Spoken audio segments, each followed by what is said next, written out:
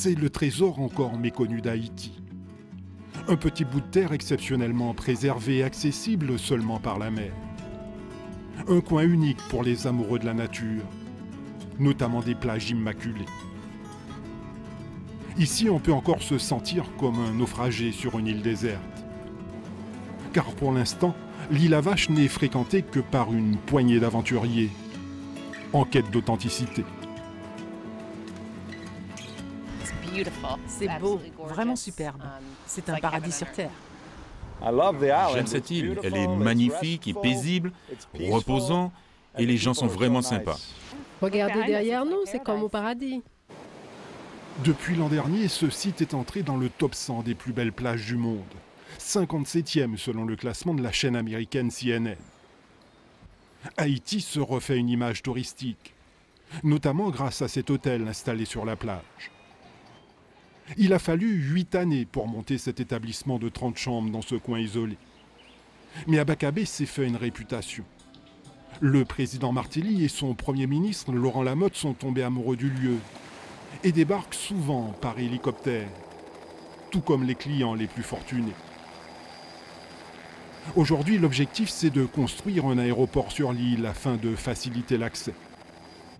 Car Abakabé est devenu une vitrine pour le pays.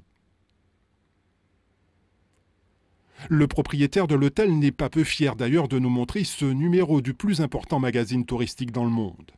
Haïti, un paradis qui renaît, a titré en début d'année les versions espagnoles et russes du Condé Nast Traveler. Un dossier illustré de nombreux clichés réalisés sur l'île avec le top modèle tchèque Petra Nemcová, compagne du Premier ministre haïtien.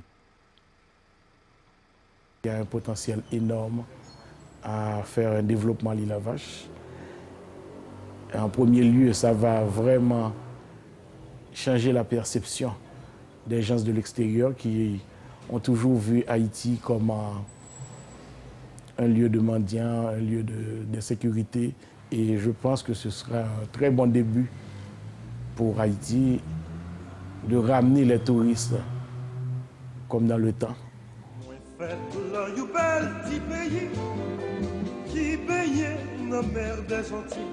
Haïti a connu son âge d'or en matière touristique. C'était dans les années 50 à 70. L'île était une destination phare de la Caraïbe, la perle des Antilles pour les agences de voyage. Le pays était d'une pauvreté extrême, mais les visiteurs venaient de partout. Les croisiéristes américains débarquaient à Port-au-Prince et les hôtels étaient toujours pleins. Le charme naturel d'Haïti attirait, son histoire, sa culture fascinait. Et la nuit, on dansait partout jusqu'au petit matin. Mais cette musique s'est arrêtée progressivement. La destination a été boudée et rayée de la carte touristique au rythme des violents soubresauts politiques.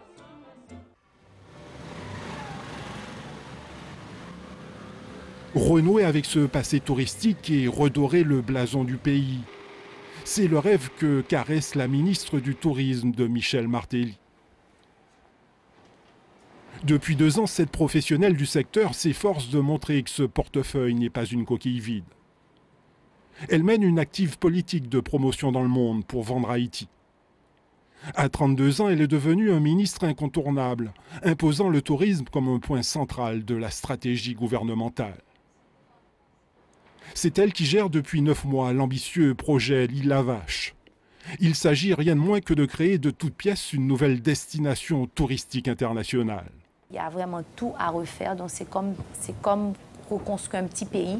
Donc on a vraiment mis le dévolu sur l'île pour travailler avec la population, la mettre à niveau, mettre les infrastructures permettant à l'île d'ici 2 ans à vraiment se positionner comme une île de destination touristique à l'instar de St. Barth, St. Kitts, Aruba et autres. Cette île longue de 13 km et qui représente en superficie 2 fois Saint-Barthélemy a un potentiel touristique indéniable. Les autorités ont d'ailleurs commencé à vanter ses mérites dans des vidéos promotionnelles comme celle-ci.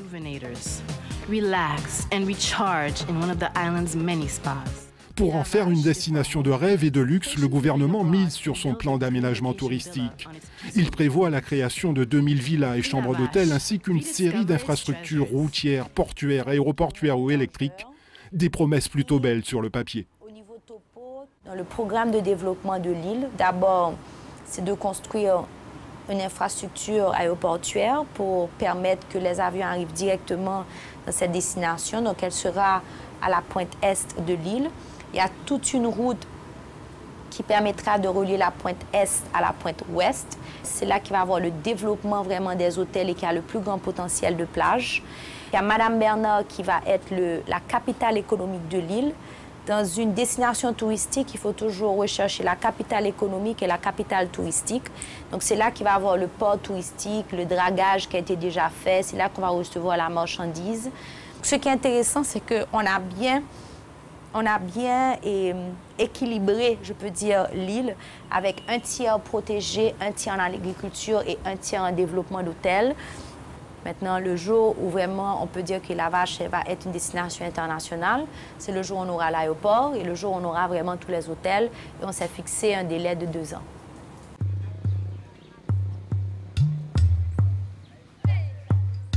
Il y a du pain sur la planche pour changer le visage de cette île. Madame Bernard, la future capitale touristique, n'est qu'une modeste bourgade dépourvue de tout équipement public. Pour desservir la population de l'île, estimée à 15 000, les services de l'État ont commencé à s'installer dans ces préfabriqués. Il y a tout à faire ici, à commencer par l'accès à la mer. Pas d'installation portuaire, les autorités se sont contentées pour l'instant de désensabler une zone en bord de mer afin de permettre aux éventuelles barges d'accéder au rivage. Car Madame Bernard est un lieu d'échange. Cette localité s'anime lorsque les paysans viennent à Dodane troquer leurs marchandises sous ce marché construit récemment par les casques bleus. Le reste du temps, seul le moulin de la Cassavrie crée un semblant d'activité dans le village. L'île à Vache produit à profusion manioc, coco, mangue, maïs ou patates douces. La terre est généreuse, et ici on ne meurt pas de faim, même si on vit dans le dénuement. Une île paisible en fait, où vivent des gens tranquilles, mais les bouleversements annoncés suscitent des interrogations. Entendez, vous voulez faire chaîne touristique, vous voulez faire terrain golf, et vous voulez faire aéroport international, mais nous-mêmes, nous avons un problème avec eux. Parce qu'avant, pour venir faire bagage ça, il faut qu'il y ait un problème paysan avant. Il faut qu'il y ait de l'eau potable. Il faut qu'il y ait de route, l'hôpital, électricité. Et puis, l'école professionnelle.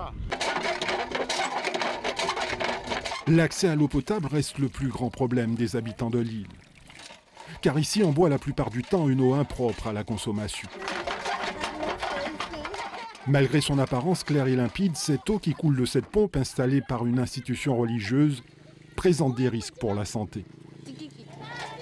C'est l'enterre, il sortit son tuyau qui la donne et l'eau pas potable. Parce que de l'eau potable, c'est que l'eau installé des artésiens et au profond de 1 centaine de pieds, ça est capable un peu plus potable. C'est ça. Tout le monde peut boire? Oui, tout le monde boit parce que dans les îles là, la façon dont il a produit, c'est quantité en pile pompe. On qui est installé comme ça.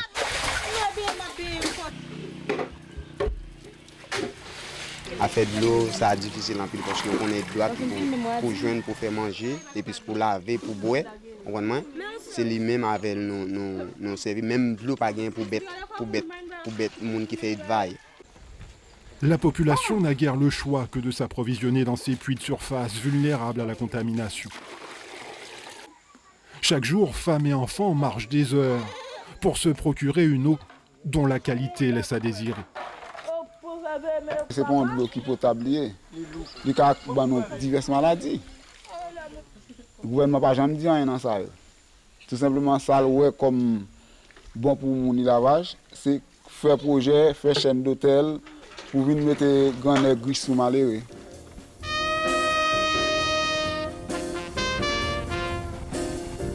Sur cette île sans voiture, nous empruntons à bord de mototaxi l'unique route que le gouvernement vient de construire et qui permet de rejoindre le site du futur aéroport. Sommairement tracée, elle s'apparente plus à une piste, poussiéreuse par temps sec, impraticable lorsqu'il a plu.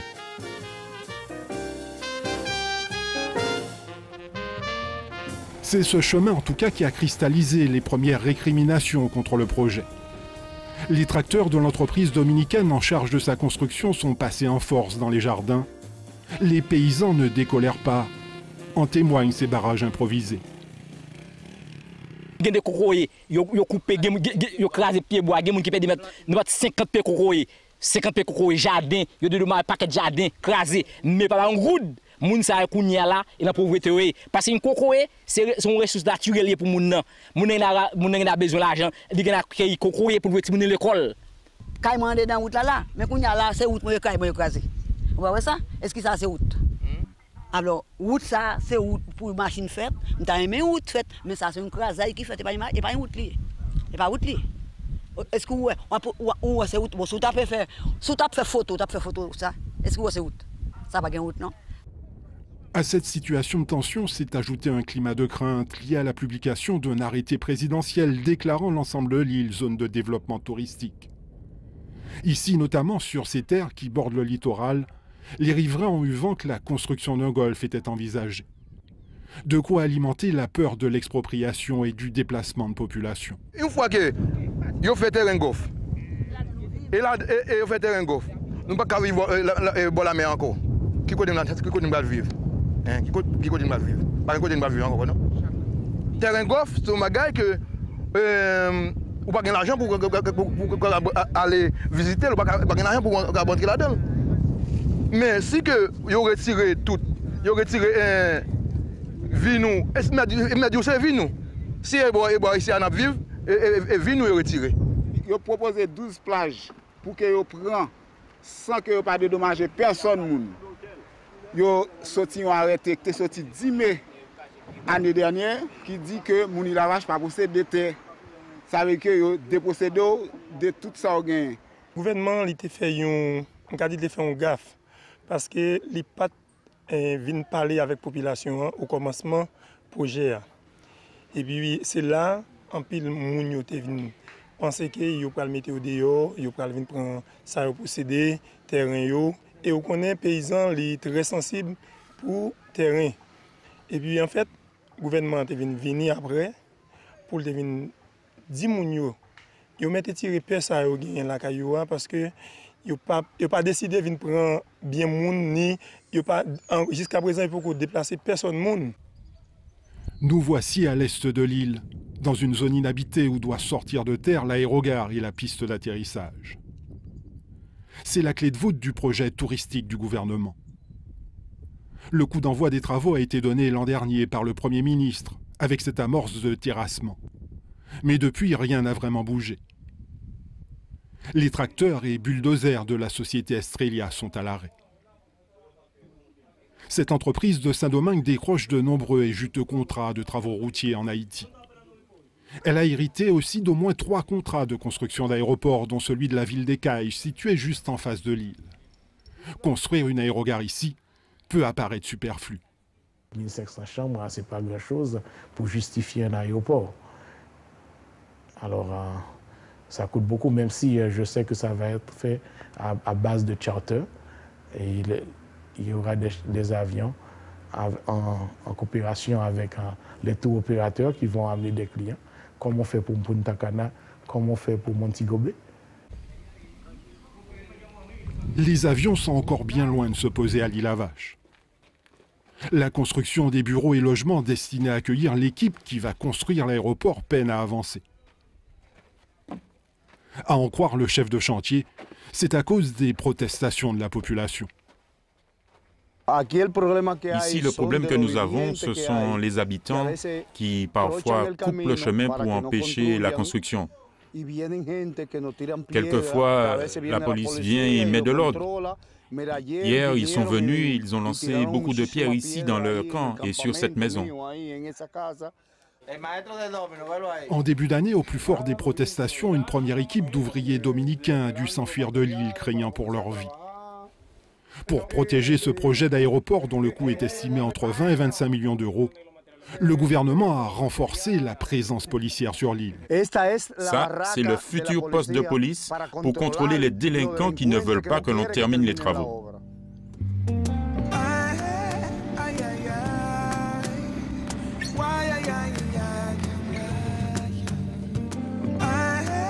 À bord d'un quad tout-terrain, le chef de la police patrouille dans le village de Kaikok, la localité la plus peuplée située à l'ouest de l'île. Son état-major vient lui envoyer une dizaine de policiers supplémentaires, ce qui fait un effectif de 15 agents du jamais vu sur l'île. Les ordres qu'il a reçus sont clairs. Mettre fin à l'agitation et rétablir l'autorité de l'État.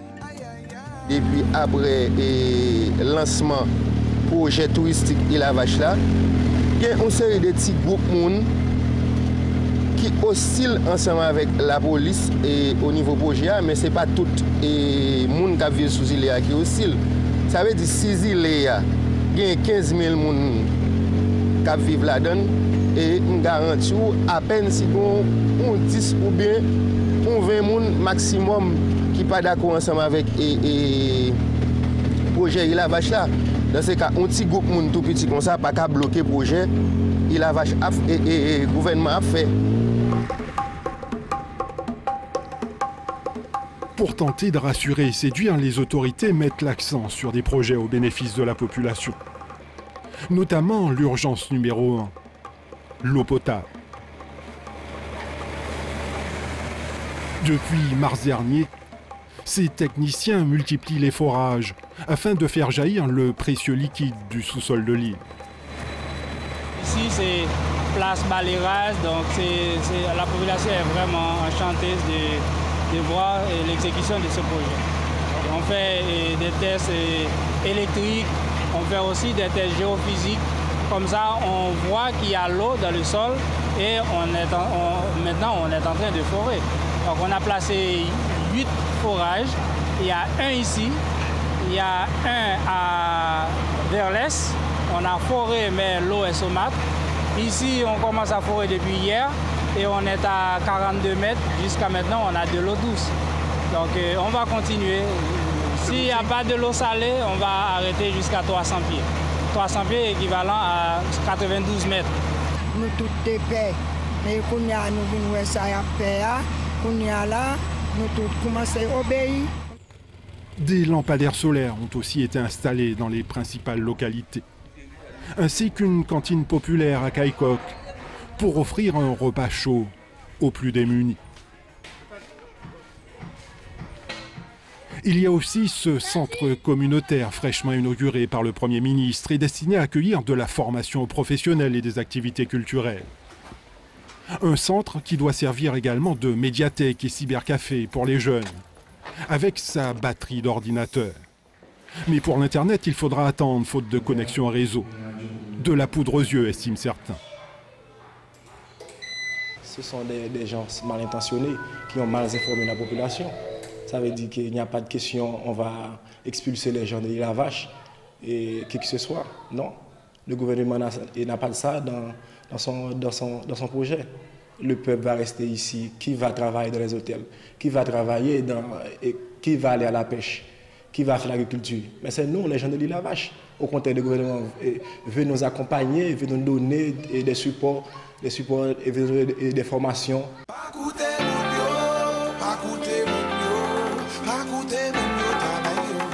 De quoi peut-être faire avaler la pilule de l'expropriation. Car il y en aura bel et bien sur le littoral, comme ici, dans cette anse occupée par un village de pêcheurs. Un hameau de 1500 habitants sélectionné comme zone de développement d'hôtels, dans le plan du ministère du Tourisme. Il n'y a pas venu exactement pour dire nous qu'il a retiré nous, mais le document ministre là, il prouve que nous-mêmes nous pas prêter ici parce que dans le document ministre, nous côté il a montré nous, il y a un point rouge qui est sous zone là surtout. Surtout zone là, il y a un point rouge qui dit que la hâte pas bien monde habiter encore. Ces développements touristiques-là qui vont être sur le littoral, nous allons travailler avec les habitants de ces zones pour les dédommager correctement Et on parle de quoi? On parle d'une centaine de maisons sur 2000, 3000. Donc c'est pas la moitié des maisons de l'île. Les autorités voudraient accélérer le pas, voir les touristes fortunés dans les transats avant la fin du quinquennat de Michel Martelly dans 2 ans. Pour vendre sa destination, le ministère du Tourisme ne mise pas que sur la formule soleil et plage, mais aussi sur l'histoire de l'île marquée par la piraterie. Cette baie a notamment servi de repère à l'un des plus célèbres corsaires de l'histoire, le capitaine Henry Morgan.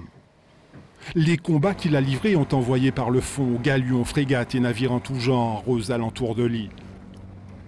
Ces eaux seraient donc jonchées d'épaves et de trésors réels ou imaginaires, donnant à l'île à Vache un caractère mythique.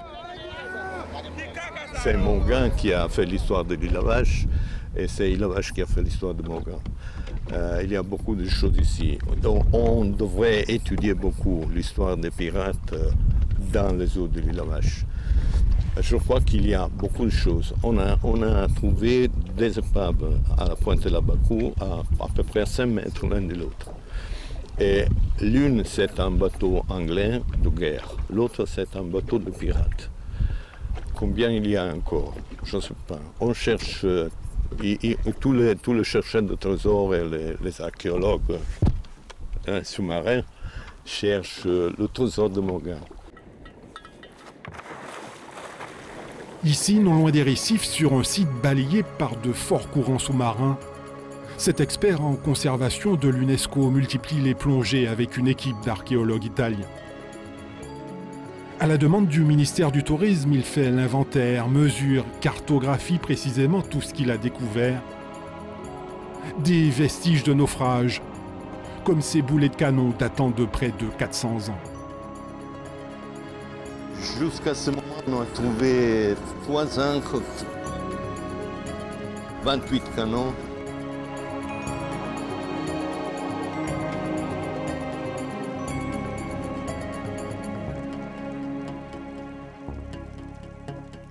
C'était un bateau de guerre, peut-être à 2 ponts, avec les grands canons dans le fond de batterie au-dessus et les canons les plus petits à nous. Mais il faut étudier encore. Une idée, c'est de déplacer quelques pièces, le mettre dans un endroit plus protégé, soit pour une plongée plus facile, soit pour une meilleure conservation des pièces. Avec l'équipe d'archéologues, nous prenons la direction de cet îlet occupé par des pêcheurs. C'est le site qui a été envisagé par le ministère du Tourisme pour ramener canons et autres vestiges du passé. Ils reposeront par le fond, sur le récif corallien afin de créer une attraction racontant l'histoire des pirates.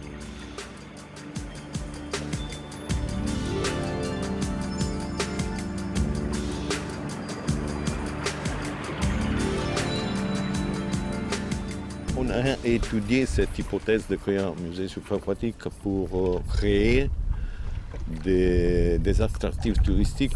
Ici, je crois qu'on pourrait avoir le risque que si l'on va placer des petites pièces ici, peut-être voler très facilement.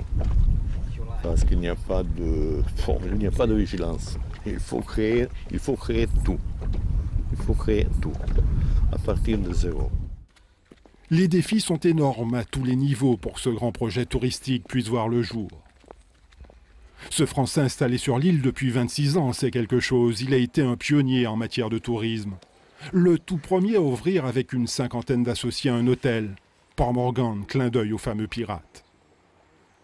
Mais cet établissement, équipé même d'une piscine à l'eau de mer, peine encore à être rentable du fait de la logistique coûteuse que nécessite toute structure dans ce coin privé de tout. Il faut avoir les reins solides. Et les potentiels promoteurs que le gouvernement prétend avoir déjà sélectionnés préfèrent garder le silence sur leurs intentions. Il y a beaucoup de monde qui vient voir, beaucoup d'investisseurs qui viennent voir. Il y a toutes les catégories d'individus qui viennent voir à tous les niveaux. Il y a du spéculateur, il y a de l'investisseur. Maintenant, il faut je pense qu'avant qu'ils envisagent de venir, il faut que cet aéroport soit déjà bien avancé. Et c'est à partir de ce moment-là qu'ils viendront. Parce que tant que l'aéroport n'est pas construit, ils ont peut-être peur que ça fasse comme d'habitude en Haïti. Nous sommes, on peut parler avec 2 groupes, même 3 groupes importants qui sont en train de refaire leur plan et des parcelles qu'ils ont choisies. Et à partir de là, nous allons signer les bails avec eux. Ce sont des bails de 50 ans, puisqu'on ne peut pas vendre les terrains de l'île. Même l'État n'a pas le droit de vendre. Donc ça va être des bails de 50 ans. L'île pourrait absorber des investissements publics et privés de l'ordre de 200 millions d'euros. C'est ce qui se dit au ministère du Tourisme, qui promet toute une panoplie d'avantages fiscaux ainsi qu'une main-d'œuvre bon marché aux investisseurs. De quoi bouleverser la tranquillité de cette île. Certains craignent l'arrivée d'entrepreneurs sans foi ni loi, ceux que l'on considère déjà comme les nouveaux pirates et flibustiers de l'île à Vache.